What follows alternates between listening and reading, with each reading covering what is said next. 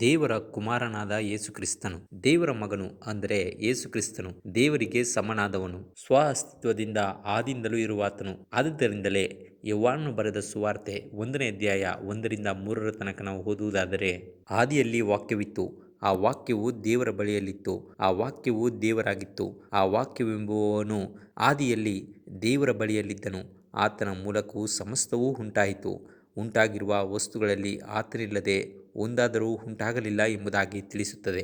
ದೇವಕುಮಾರನಾದಂಥ ಕ್ರಿಸ್ತನು ಏನೆಲ್ಲ ಸೃಷ್ಟಿ ಮಾಡಿದನು ಎಂಬುದಾಗಿ ನೋಡುವುದಾದರೆ, ಕೊಲೋಸಿಯದವರಿಗೆ ಬರೆದ ಪತ್ರಿಕೆ 1ನೇ ಅಧ್ಯಾಯ 16ನೇ ವಚನ ಈ ರೀತಿಯಾಗಿ ತಿಳಿಸುತ್ತದೆ. ಭೂಪರಲೋಕಗಳಲ್ಲಿರುವ ದೃಶ್ಯವಾದವುಗಳೆಲ್ಲವೂ, ಸಿಂಹಾಸನಗಳಾಗಲಿ, ಪ್ರಭುತ್ವಗಳಾಗಲಿ, ದೊರೆತನಗಳಾಗಲಿ, ಅಧಿಕಾರಗಳಾಗಲಿ ಆತನಲ್ಲಿ ಸೃಷ್ಟಿಸಲ್ಪಟ್ಟವು. ಸರ್ವವು ಆತನ ಮುಖಾಂತರವಾಗಿಯೂ ಆತನಿಗೋಸ್ಕರವಾಗಿಯೂ ಸೃಷ್ಟಿಸಲ್ಪಟ್ಟಿತು ಎಂಬುದಾಗಿ ತಿಳಿಸುತ್ತದೆ. ದೇವರು ತನ್ನ ಕುಮಾರನಾದ ಕ್ರಿಸ್ತನ ಮೂಲಕವಾಗಿಯೇ ತನ್ನ ಎಲ್ಲ ಕಾರ್ಯಗಳನ್ನು ನಡೆಸುವವನಾಗಿದ್ದಾನೆ. ಎಂದರೆ ಕ್ರಿಸ್ತನು ಸರ್ವಜ್ಞಾನಿಯು, ಸರ್ವಶಕ್ತನು, ತ್ರೈಕತ್ವದ ಹೊರಗಿನ ಎಲ್ಲ ಅಧಿಕಾರಗಳಲ್ಲಿ ಶ್ರೇಷ್ಠನಾದವನು ಕ್ರಿಸ್ತನಾಗಿದ್ದಾನೆ. ಆದುದರಿಂದಲೇ ಯೋಹಾನನು ಬರೆದ ಸುವಾರ್ತೆ 3ನೇ ಅಧ್ಯಾಯ 35ನೇ ವಚನ ಈ ರೀತಿಯಾಗಿ ತಿಳಿಸುತ್ತದೆ. ತಂದೆಯಾದ ದೇವರು ತನ್ನ ಮಗನನ್ನು ಪ್ರೀತಿಸಿ ಎಲ್ಲವನ್ನೂ ಆತನ ಕೈಯಲ್ಲಿ ಕೊಟ್ಟಿದ್ದಾನೆ ಎಂಬುದಾಗಿ ತಿಳಿಸುತ್ತದೆ.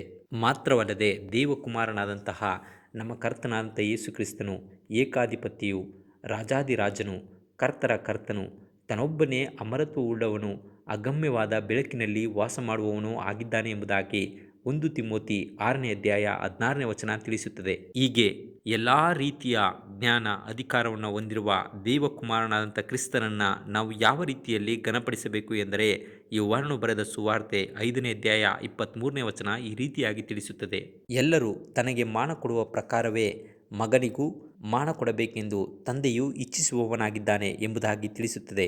ಯಾಕೆಂದರೆ ದೇವರ ಕುಮಾರನಾದಂಥ ಕ್ರಿಸ್ತನು ನನ್ನನ್ನು ನಿಮ್ಮನ್ನು ಪ್ರೀತಿಸುವವನಾಗಿದ್ದಾನೆ. ಮಾತ್ರವಲ್ಲದೆ ನಮ್ಮೆಲ್ಲರನ್ನ ಕುರಿತು ಹೇಗೆ ವರ್ತಿಸುವವನಾಗಿದ್ದಾನೆ ಎಂದರೆ, ಎಫೆಸದವರಿಗೆ ಬರೆದ ಪತ್ರಿಕೆ 5ನೇ ಅಧ್ಯಾಯ 2ನೇ ವಚನ ಈ ರೀತಿಯಾಗಿ ತಿಳಿಸುತ್ತದೆ. ಕ್ರಿಸ್ತನು ನಿಮ್ಮನ್ನು ಪ್ರೀತಿಸಿ ನಿಮ್ಮೆಲ್ಲರಿಗೋಸ್ಕರ ತನ್ನನ್ನೇ ದೇವರಿಗೆ ಸುಗಂಧ ವಾಸನೆಯಾದ ಕಾಣಿಕೆಯಾಗಿಯೂ ಯಜ್ಞವಾಗಿಯೂ ಅರ್ಪಿಸಿಕೊಂಡನು ಎಂಬುದಾಗಿ ತಿಳಿಸುತ್ತದೆ. ಹೀಗೆ ನಮ್ಮ ಮೇಲೆ ಇಷ್ಟೊಂದು ಪ್ರೀತಿ, ಕನಿಕರ, ಮಮತೆ ಇಟ್ಟಿರುವ ದೇವಕುಮಾರನಾದಂತಹ ಕ್ರಿಸ್ತನನ್ನು ನಾವು ಹೇಗೆ ಪ್ರೀತಿಸಬೇಕು, ಘನಪಡಿಸಬೇಕು ಅಂದರೆ, ಸ್ವತಃ ಯೇಸು ಸ್ವಾಮಿಯೇ ಹೇಳಿದಂತೆ ಯೋಹಾನನು ಬರೆದ ಸುವಾರ್ತೆ 14ನೇ ಅಧ್ಯಾಯ 15ನೇ ವಚನದಲ್ಲಿ, ನೀವು ನನ್ನನ್ನು ಪ್ರೀತಿಸುವುದಾದರೆ ನನ್ನ ಆಜ್ಞೆಗಳನ್ನು ಕೈಗೊಂಡು ನಡೆಯುವಿರಿ ಎಂಬುದಾಗಿ ತಿಳಿಸುವವನಾಗಿದ್ದಾನೆ. ಆದುದರಿಂದ ತಂದೆಯಾದ ದೇವರನ್ನು ಪ್ರೀತಿಸಿ ಘನಪಡಿಸಿದಂತೆಯೇ ಆತನ ಮಗನಾದಂತಹ ಯೇಸು ಕ್ರಿಸ್ತನನ್ನು ಪ್ರೀತಿಸಿ ಘನಪಡಿಸುವುದು ನಮ್ಮೆಲ್ಲರ ಕರ್ತವ್ಯವಾಗಿದೆ. ತಂದೆಯಾದ ದೇವರ ಮೇಲೆಯೂ ಮಗನಾದ ಕ್ರಿಸ್ತ ಯೇಸುವಿನ ಮೇಲೆಯೂ ವಿಶ್ವಾಸವಿಡುವುದರಿಂದಲೂ ದಶಾಜ್ಞೆಗಳಿಗೆ ವಿಧೇಯರಾಗುವುದರಿಂದಲೂ ನಾವು ಅವರನ್ನು ಪ್ರೀತಿಸಿ ಘನಪಡಿಸುವವರಾಗೋಣ. ದೇವರು ನಿಮ್ಮನ್ನು ಆಶೀರ್ವದಿಸಲಿ.